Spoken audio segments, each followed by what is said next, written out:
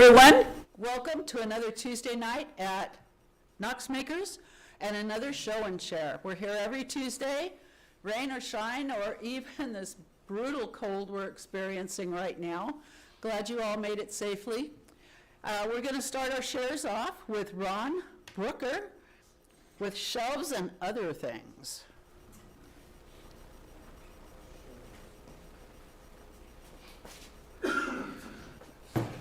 So I'm new, my name's Ron, and I inherited a bunch of tools that are in different states of repair, and I don't know how to use all of them.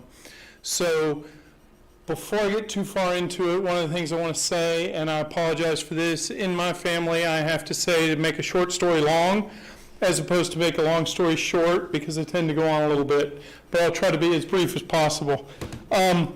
So I was making some shelves and my router broke.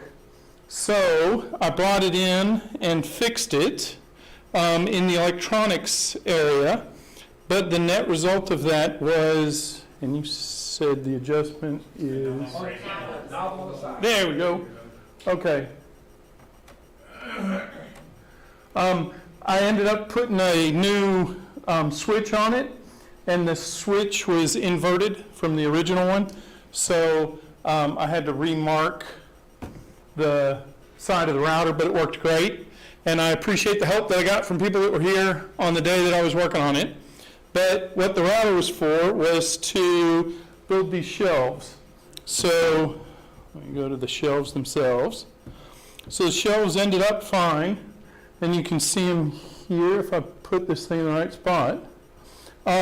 I had some leftover material and some 2x4s, because most of my experience with woodworking is like framing and stuff like that. So I was trying to learn how to use this equipment.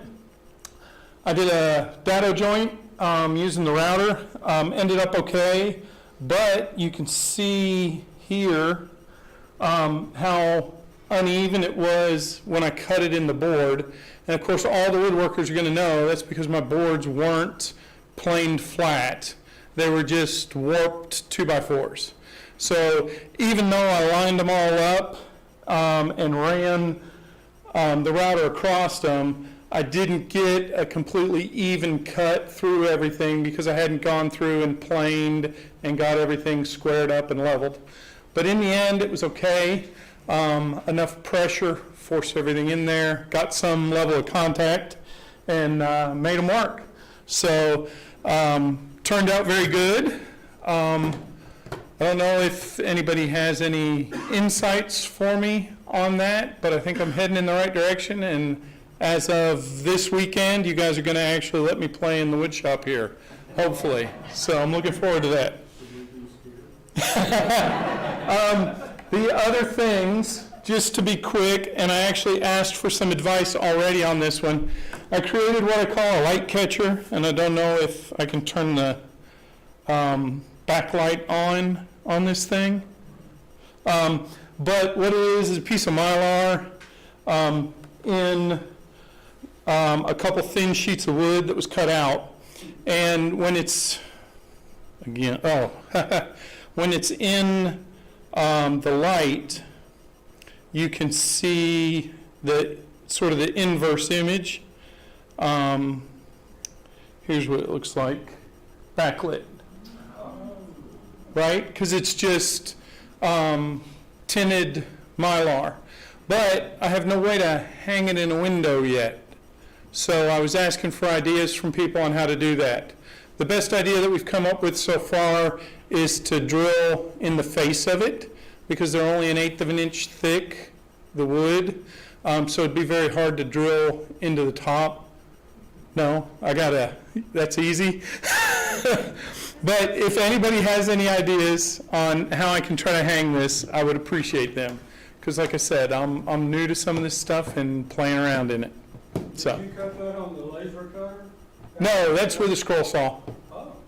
So, yeah, I don't have authorization for anything yet. So, right now, most of what I'm doing is my home stuff. I did glue it up here initially, and used the clothespin clamps that you have in your craft section, and I fixed my router in the electronics section. So I am getting some use, but as I get more authorization, I'll be playing everywhere is my plan. Thanks.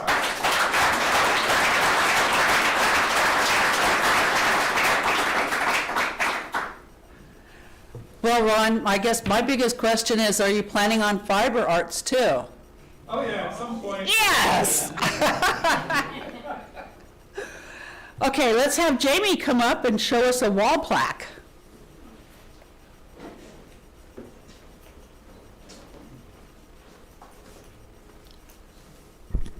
I want to make a comment about the gentleman that was just up here. When you're squaring up wood, they call it an Aries, and putting that all together is no minor feat. And the struggle's real. It's just hard to get wood to match up. And that's a little bit about what I've done also. Okay. Has anyone in here seen the movie No Country for Old Men? Okay, well this is kind of like that. You remember the guy walks into a convenience store and he tells the clerk, he said, this quarter has traveled for 25 years to come here. And how I'm relating it is my project has taken 2 years to get here. 2 years ago, my wife showed me this picture. She just got it off the internet. And she said, can you make one of those for me? And I said, why do we need one of those? And she said, well, I just kind of like it. And I said, yeah, I'll make it next week. That was 2 years ago. And so I looked at it. There's no dimensions on it. There's no plans with it. So a lot of this, I had to just think it up in my head. And so then I thought, well, what am I going to use in making this wall plaque? Okay, my oldest son tore down a fence, and I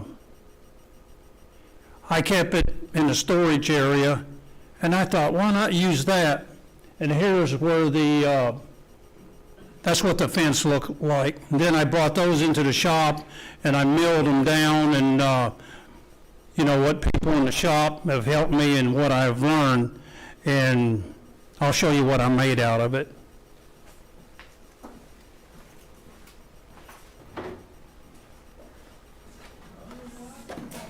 And here's what I made out. Well, actually,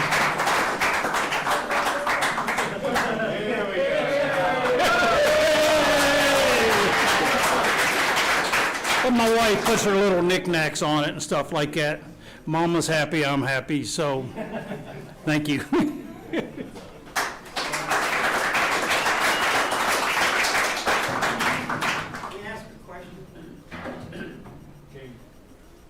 Jamie, we got a question. Yes, sir. How did you stick the boards together On the side? Well, that's pretty interesting. Because when they made that fence, it was all over the place. So what I did was, what they've taught me in the shop is I did what they call an Aries. They have a, now some of the woodworkers in there probably, if I make a mistake, correct me, but they have a joiner and a planer. And what the joiner does is give you a flat surface. And then you do it on 3 surfaces, and it gives you a 90-degree angle. So if you take all your wood and get 90-degree angles, they'll all match up real nice next to each other.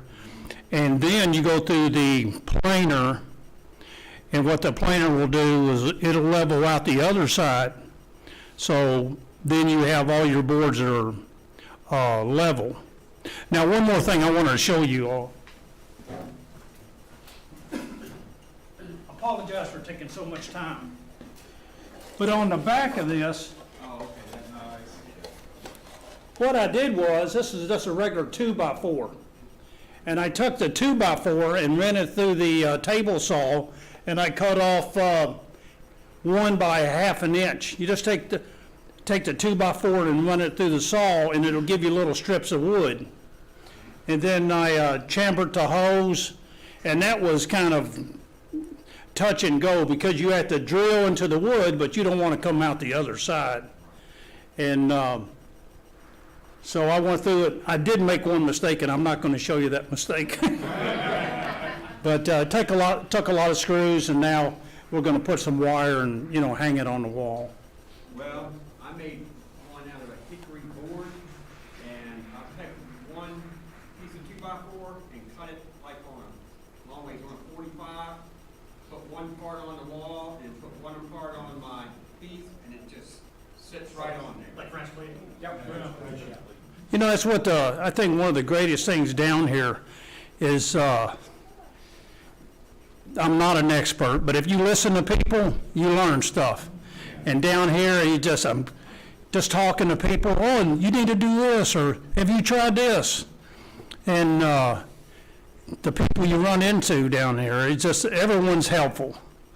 You know, I just thought I'd throw that out there. Thank you.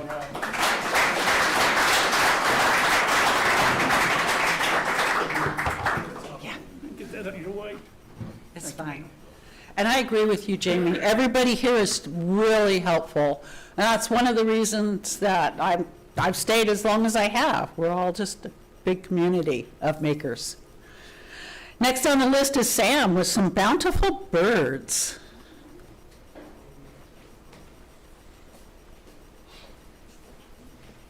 I should have said Sam and Jared. I'm sorry. Yeah, we're both up here.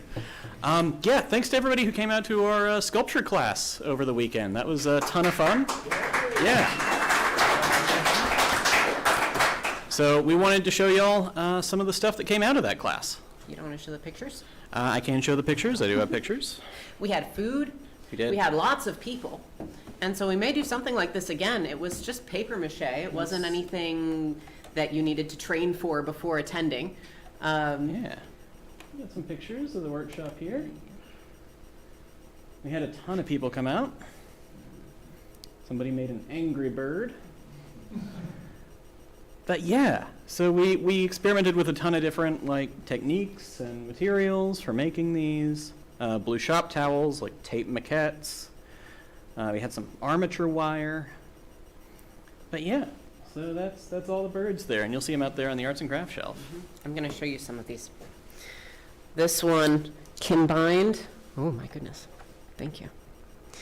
It combined paper and those blue shop towels and normal paper towels, but it's very stiff. I really can't bend it at all. This one was by Jared. And you learn things about your peers. For example, I had no idea that Brooke was so good at getting little bird eyebrows. You see that? And Tracy had the beautiful idea of a bird finger puppet. He's going to be adorable. We had people try different types of feet on their birds, different crests. Yeah, everyone has different skills. Here's one with a nice, cute little tail. Yeah, so different skills and specialties people have that I never would have known. So thank you for the amazing birds. What is the combination of stuff that you made the glue out of? What did you use? Just 50-50 water and glue, like white glue. Like regular, almost? Just regular Elmer's glue. Really? Yeah, we've got a ton of it out there. Okay. Yeah. And you can come feel them too. They're very, very stiff, and they'll be a fantastic material, maybe even to sand down before you paint them. Another question? How long do they take to dry? It's been, what, 3 days? 3 days, and Yeah, they're about 3 days. very stiff. We did try the heat gun, and it would dry the surface, and then you'd stop using the heat gun, and then it would like rehydrate again. So a couple days. Yeah. All right, thanks so much. Thank you.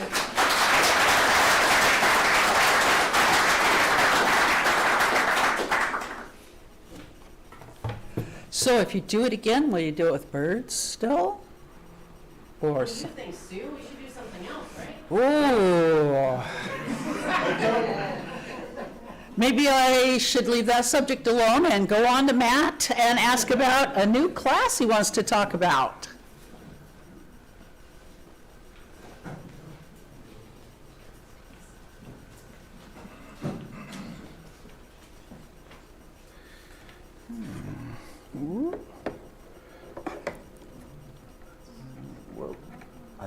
I'm never going to figure this out. All right. So, yeah, live as of today is a collage class that I'm teaching on February 13th. If you take it, you just RSVP, you will leave with a finished collage that is framed in a wood frame. So it's built to last. I like collage, and it's interesting for me to do this because it's easy to make something that's really surreal and really magical. And with a few really basic tips, you can get a really good-looking product without a lot of effort. So there's more information on it on the events page, and I would encourage y'all to check it out and sign up for it. And if you have any questions about it, then talk to me after the show and share. I'll be in Arts and Crafts. Thanks.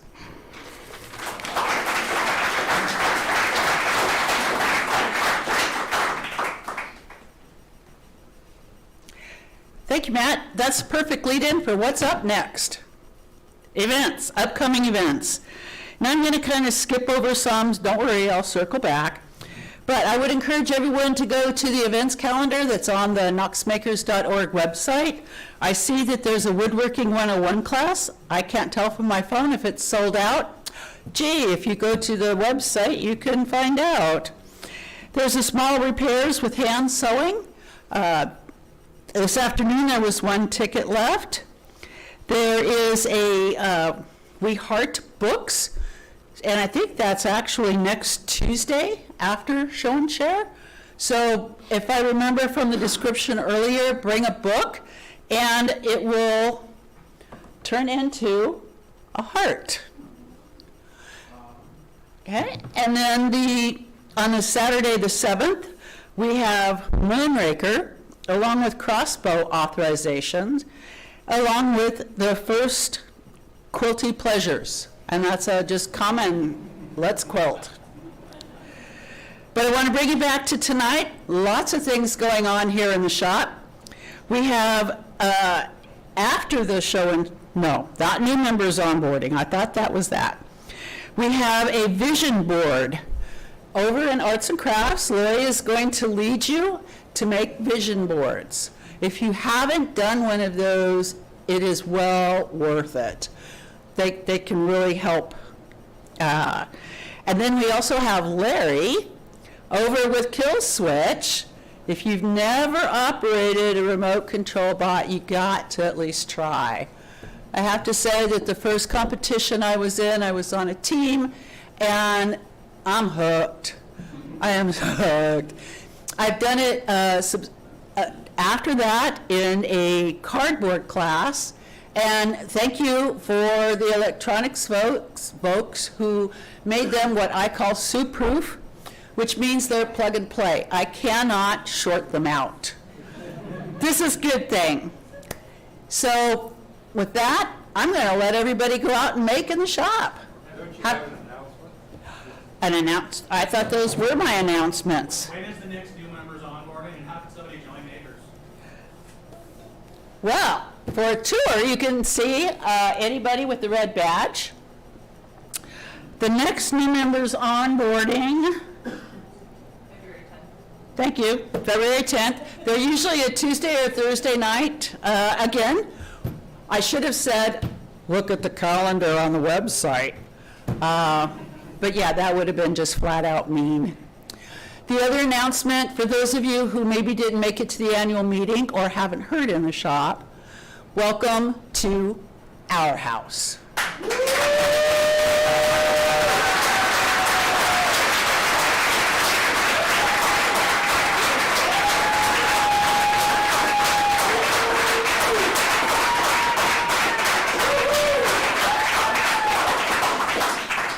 All the way here, I was singing from the Beatles, I think.